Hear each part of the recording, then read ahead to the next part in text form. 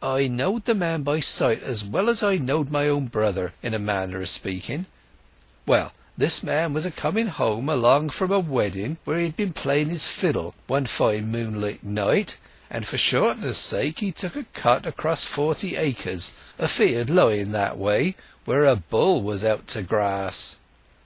The bull seed William and took after him, horns aground, begad, and though William runned his best, and hadn't much to drink in him, considering 'twas a wedding and the folks well off, he found he'd never reach the fence and get over in time to save himself. Well, as a last thought he pulled out his fiddle as he runned, and struck up a jig, turning to the bull and backing toward the corner. The bull softened down and stood up, looking hard at William Dewey, who fiddled on, till a sort of a smile stole over the bull's face. But no sooner did William stop his playing and turn to get over hedge than the bull would stop his smiling and lower his horns toward the seat of William's breeches. Well, William had to turn about and play on willy-nilly, and 'twas only 3 o'clock in the world, and I knowed that nobody would come that way for hours, and he so leery and tired that I didn't know what to do. When he had scraped till about 4 o'clock, he felt that he verily would have to give over soon, and he said to himself, "There's only this last tune between me and eternal welfare. Heaven save me, or I'm a done man." Well, then he called to mind how he'd seen cattle kneel o' Christmas Eves in the dead of night. It was not Christmas Eve then, but it came into his head to play a trick upon the bull. So he broke into the Tivity hymn, just as at Christmas carol singing, and lo and behold, down went the bull on his bended knees, in his ignorance, just as if 'twere true Tivity night and hour. As soon as his horned friend were down, William turned, clinked off like a long dog, and jumped safe over hedge before the praying bull had got to his feet again to take after him. William used to say that he'd seen a man look a fool a good many times, but he'd never seen such a fool as that bull looked when he found his pious feelings had been played upon, and 'twas not Christmas Eve. Yes, William Dewey, that was the man's name, and I can tell you to a foot where he's a-lying in Mellstock churchyard at this very moment, just between the second yew tree and the north aisle. It's a curious story. It takes us back to medieval times, when faith was a living thing."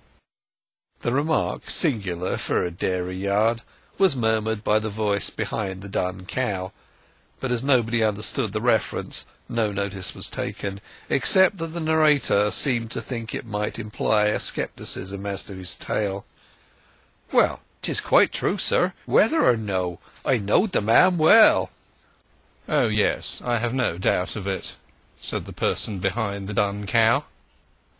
Tess's attention was thus attracted to the dairyman's interlocutor, of whom she could see but the merest patch, owing to his burying his head so persistently in the flank of the milcher.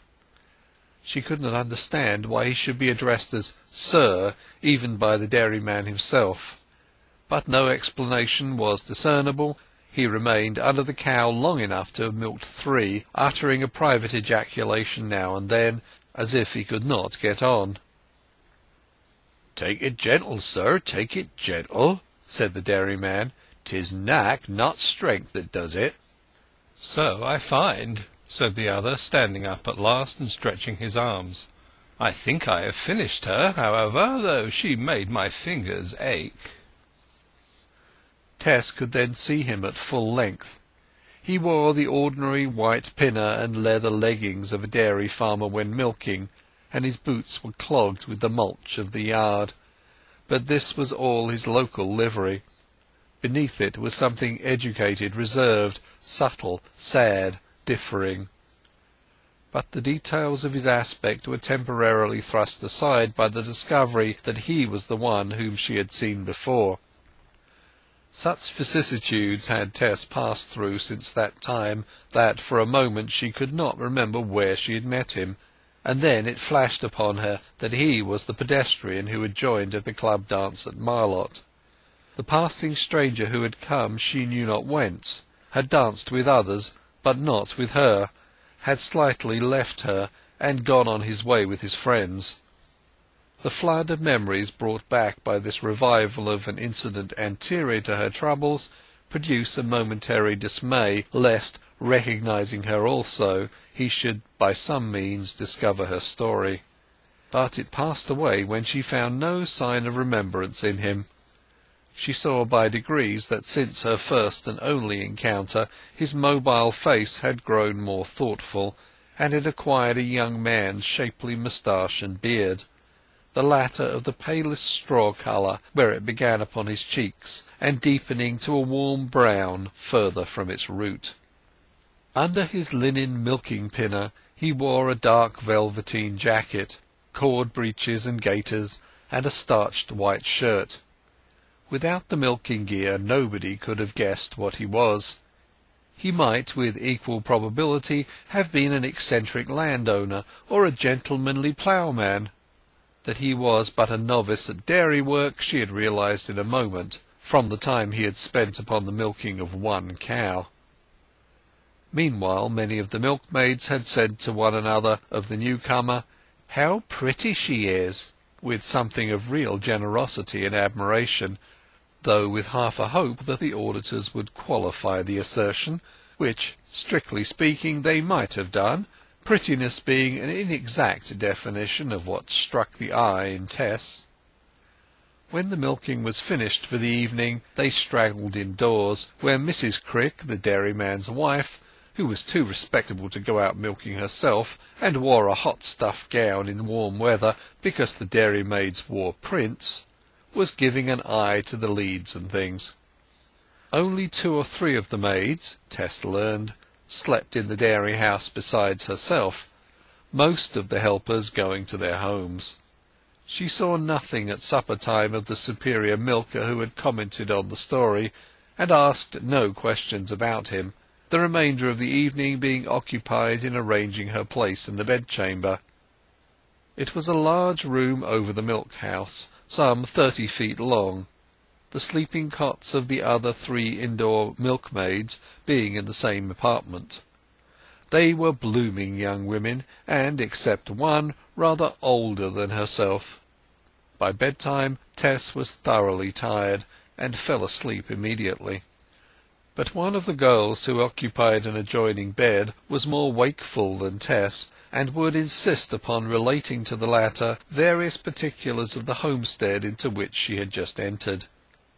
The girl's whispered words mingled with the shades, and to Tess's drowsy mind they seemed to be generated by the darkness in which they floated.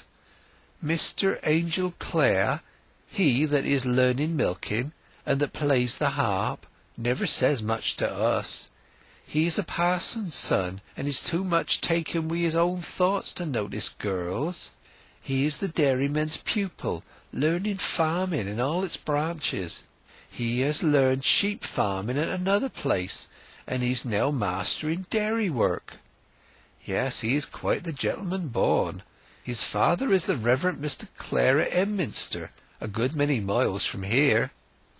"Oh, I have heard of him," said her companion, now awake. "A very earnest clergyman, is he not?" "Yes, that he is. The earnestest man in all Wessex, they say. The last of the Low Church sort, they tell me, for all about here be what they call high. All his sons, except our Mr. Clare, be made parsons too." Tess had not at this hour the curiosity to ask why the present Mr. Clare was not made a parson like his brethren, and gradually fell asleep again, the words of her informant coming to her along with the smell of the cheeses in the adjacent cheese loft, and the measured dripping of the whey from the rings downstairs. Chapter 17